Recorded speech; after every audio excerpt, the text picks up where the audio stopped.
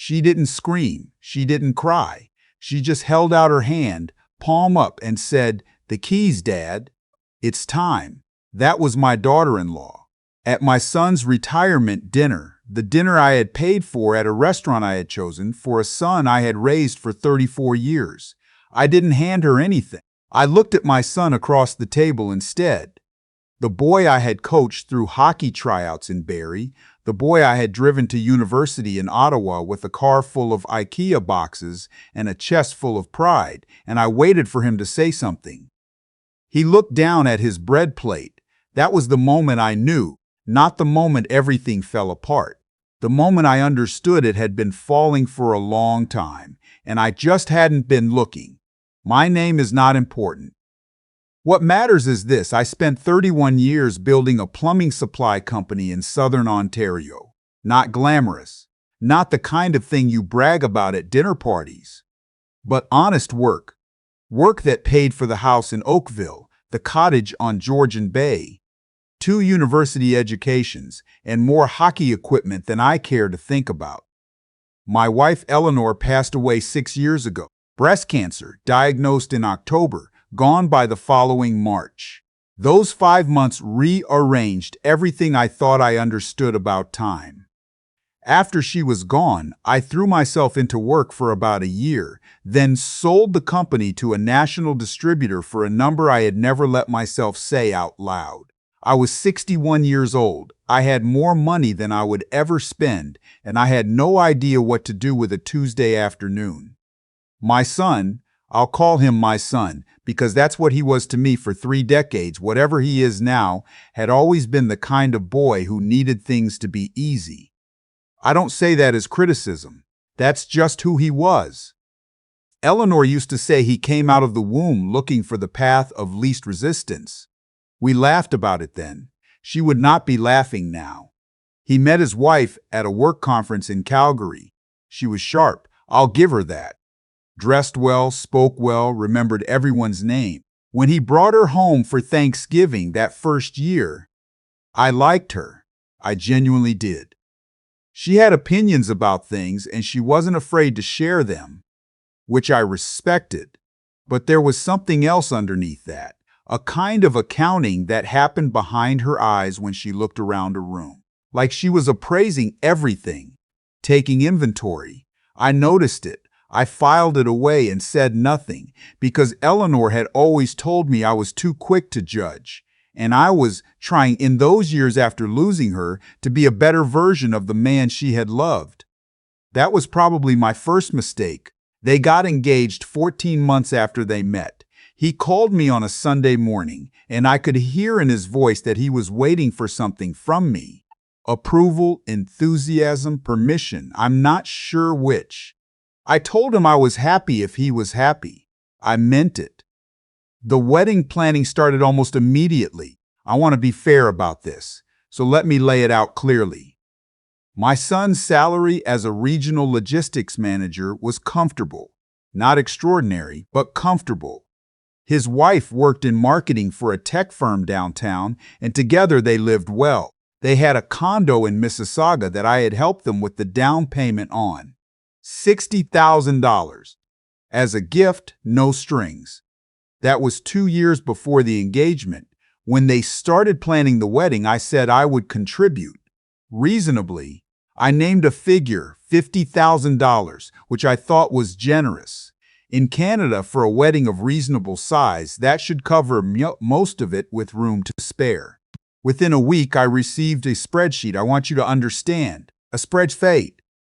Itemized. Venue at a heritage estate in Niagara-on-the-Lake. Catering at roughly $220 per plate. A photographer whose website I looked at and could not distinguish from any other photographer's website, but who apparently had a vision. A florist, a band, a videographer, a photo booth, custom invitations, a wedding planner's fee, a hair and makeup team, and, I am not making this up, a cheese display that alone cost more than my first car. The total was $240,000. I sat with that number for a full evening. Her parents, I was told, would contribute.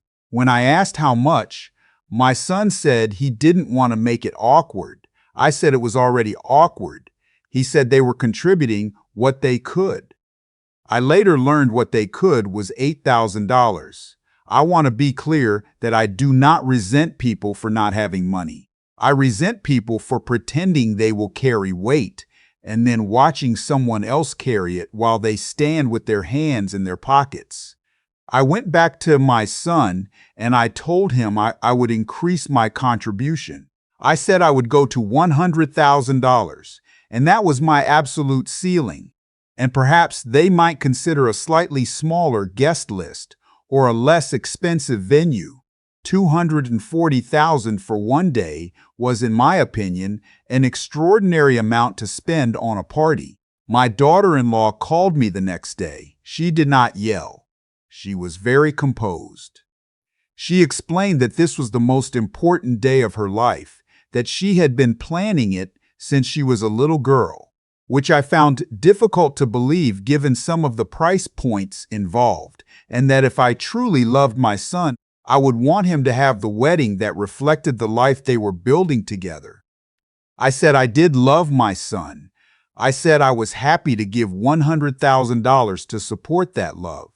She said $100,000 was a starting point, not a ceiling. I ended the call politely. Then I sat in Eleanor's reading chair, the one I have never been able to move from the corner of the living room, and I thought about what my wife would have said. Eleanor was a practical woman. She would have said, "Set your limit and hold it." I held it. The wedding was in July on a Saturday at the estate in Niagara. 90 guests. I had expected more given the cost, but apparently they had curated the guest list, which I understood to mean they had not invited several people on my side of the family, including my sister and her husband from Fredericton, who were told there was a capacity issue. There was no capacity issue. The venue held 250. I drove down the night before and stayed at a bed and breakfast in town. I had been offered a room at the estate with the wedding party, but I preferred my own space. I am 66 years old and I have earned the right to sleep somewhere quiet.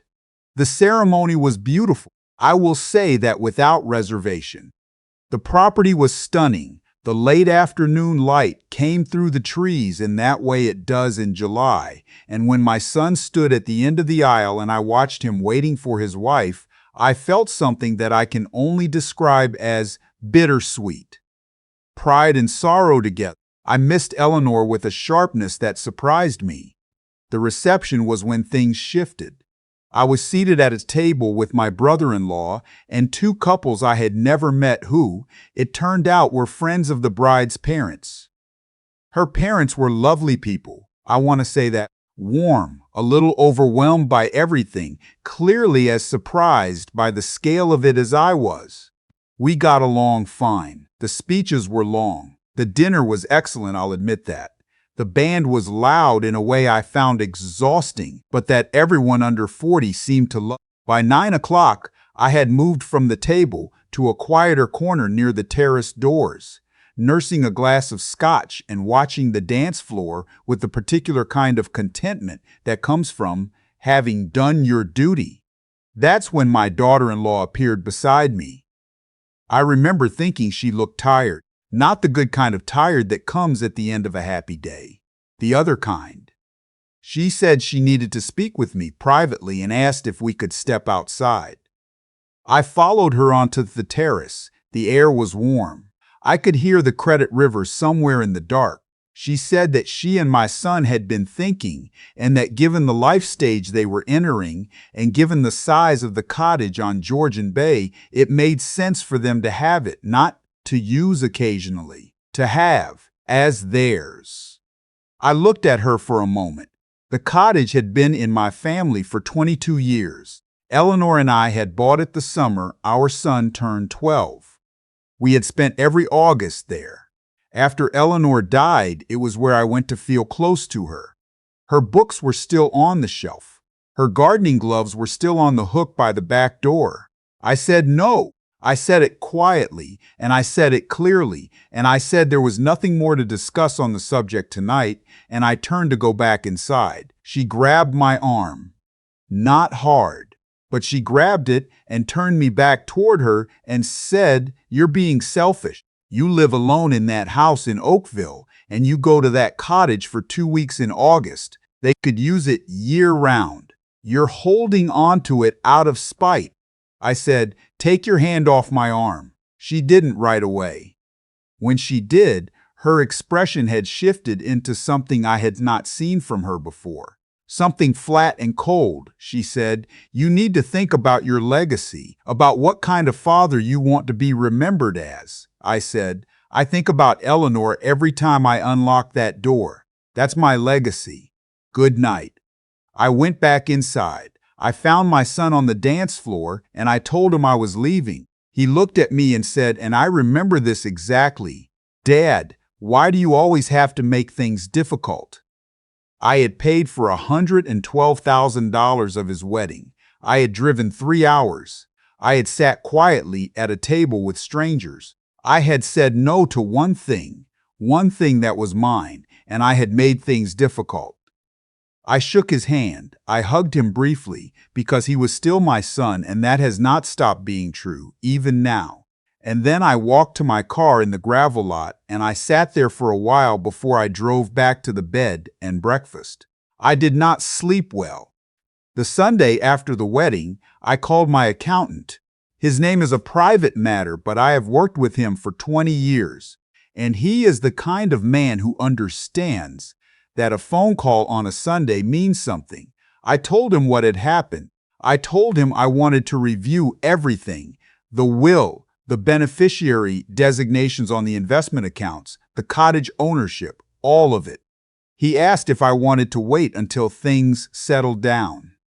I said I did not. We spent 2 hours on the phone that afternoon going through every document. The cottage was in my name alone, which I had always known, but had never felt the weight of until that moment. The house in Oakville was mine. The investment accounts, the proceeds from the company sale, managed through a portfolio at one of the major banks, were mine. The TFSA, the RRSPs, the non-registered accounts, all mine. My son was listed as beneficiary on the RRSPs. Eleanor and I had set that up years ago when we were young, and it made sense. I changed it.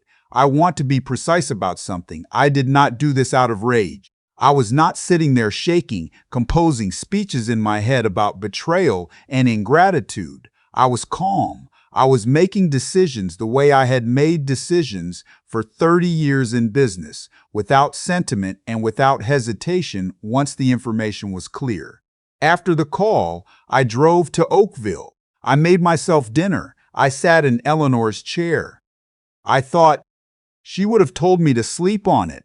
I had slept on it. I had driven home and slept on it and woken up, and the answer was still the same. 3 weeks after the wedding, my son and his wife returned from their honeymoon in Portugal. I know this because he sent me a text message that said back, "Let's get together soon." I replied that I thought that was a good idea. He came to the house the following Tuesday, alone.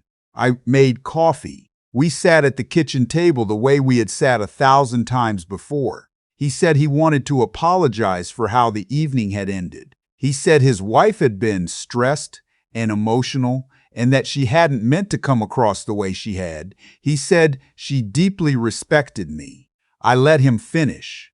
Then I told him what I had done. I told him I had updated the beneficiary designations. I told him I had spoken to a solicitor about the cottage and placed it in a family trust with specific terms I was not yet prepared to share. I told him that the monthly transfer I had been making to their joint account, $2,000, which I had started after Eleanor died because I didn't know what else to do with my grief, and it made me feel useful, had been canceled. He went very still. He said, "Dad." I said, "I love you. That hasn't changed. But what happened at that wedding told me something, and I would be foolish not to pay attention to it." He said his wife hadn't meant anything by it.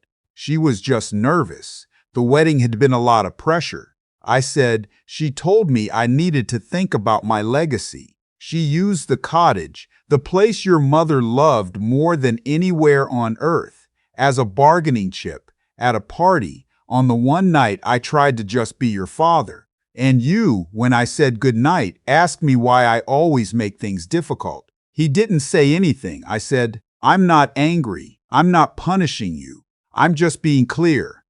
The way your mother always said I should have been earlier. He left without finishing his coffee.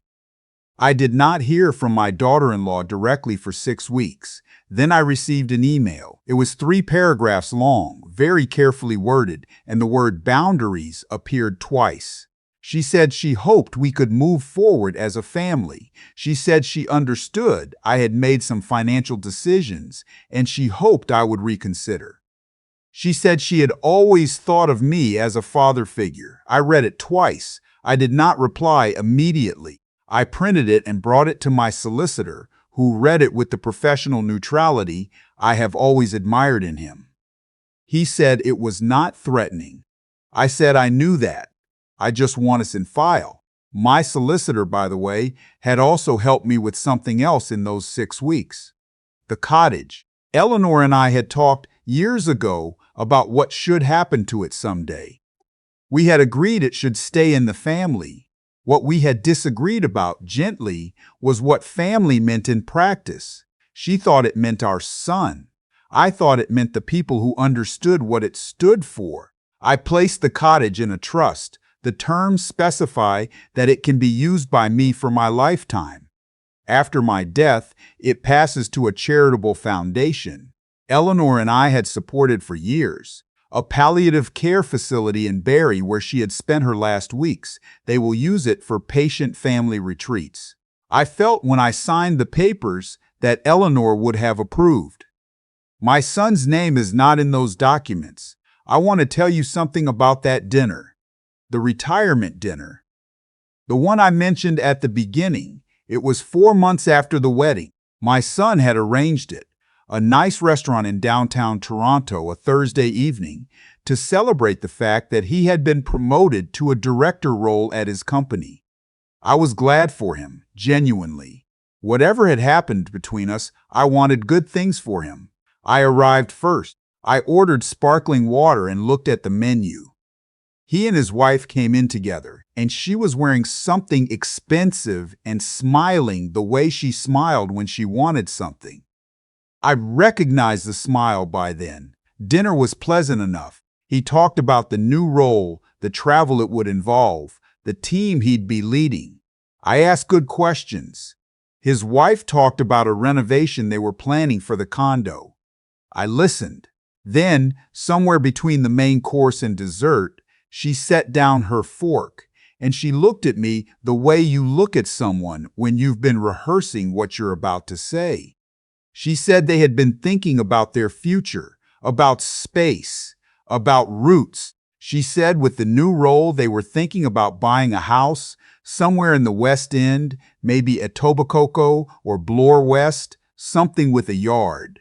And that the down payment, the realistic down payment for a detached house in Toronto, was going to require some support. I said, "How much are you thinking?" She said they were hoping I would contribute $150,000.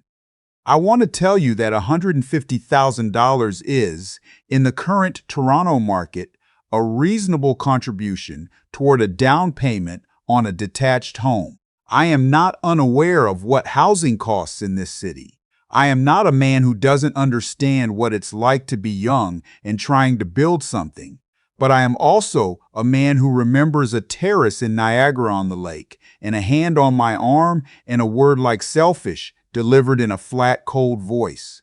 I took a sip of my water. I said, "No." She said, "No." I said, "No." And I want to be honest with you both because I think you deserve honesty. I have spent the last 4 months thinking about what kind of relationships I want in the years I have left. I am 66 years old. I buried my wife. I built something from scratch over 3 decades, and I sold it. I have enough money to live well and to give generously to people and causes I care about. And I intend to do exactly that. but I will not be contributing to your down payment. She said, so that's it. You're just cutting us off. I said, I'm not cutting anyone off. You're sitting here with me. My son is sitting here with me. If he called me tomorrow with a problem, I would answer the phone. But the money, the automatic money, the money because I feel guilty, the money because someone holds out their hand, that part is done. My son had not said a word through any of this. I put down my napkin. I signaled for the bill. I paid it because I am who I am, and I said good night, and I walked out into the Toronto evening, and I called a cab. I want to tell you what I heard from my brother-in-law 3 months after that dinner. He called me on a Saturday morning the way he always does, and after the usual talk about hockey and whether I had restained the cottage deck yet, he said, so, I heard from someone that they've been talking to a financial advisor about your estate. I said, I see. He said he didn't know the details, just that there had been some inquiries. He thought I should know. I thanked him. I called my solicitor that same afternoon. We had already done the primary work, the trust, the beneficiary changes, the updated will, but there were a few remaining threads. A savings bond I had forgotten about, a co-signatory arrangement on an old joint account that had Eleanor's name still attached, and by some administrative oversight, my son's name as a secondary. We closed those out. Then I did something I had been considering for a while. I wrote a letter, not to my son, not to his wife, to myself, the kind of letter Eleanor used to suggest I write when I was working through something. She called it getting it outside of your head. I wrote about the wedding. I wrote about the terrace and the river in the dark and the feeling of being appraised like a piece of furniture. I wrote about the Tuesday morning at the kitchen table with the coffee neither of us finished. I wrote about the dinner in Toronto and the way my son had looked at his plate when his wife held out her hand and said, "The keys, Dads, it's time." I wrote about Eleanor, about the cottage and her garden gloves and the way the light looks on Georgian Bay in August when the water is still and the herons come in close to shore, about what it means to protect something. Then I sealed the letter and put it with my other important papers. Not for anyone else to read, just so it existed somewhere outside of me. That was 8 months ago. My son and I have spoken twice since the dinner. Brief, polite, careful conversations. He knows what I've done with the estate. I don't know who told him, but he knows. He hasn't asked me to undo any of it. I don't know if that's wisdom or resignation or something else entirely. His wife has not contacted me again. Last August, I went to the cottage alone, the way I have every year since Eleanor. I restained the deck. I fixed the dock, where 2 boards had gone soft over the winter. I read 4 books and I went for a swim every morning, even when it was cold, because Eleanor always said the cold water was the whole point. And I have come to believe she was right about that, as she was right about most things. One evening I sat on the dock after dinner and watched the sun go down over the water. The herons came in just before dark, the way they always do. I heard a loon somewhere out in the bay. I am not a man who cries easily. I wasn't crying then, but I thought about the palliative care families who will sit on this same dock someday in the years after I'm gone and look at this same water. People who need somewhere quiet. People who have just been through something hard and need the world to hold still for a little while. I thought Eleanor would have liked that. She would have really liked that. I locked the cottage door when I left. I put the key in my jacket pocket. I drove the 4 hours home in the dark, and I did not look back. And when I got home, I made myself a cup of tea and sat in her chair, and the house was quiet, and that was enough. That is the whole of it. That is everything.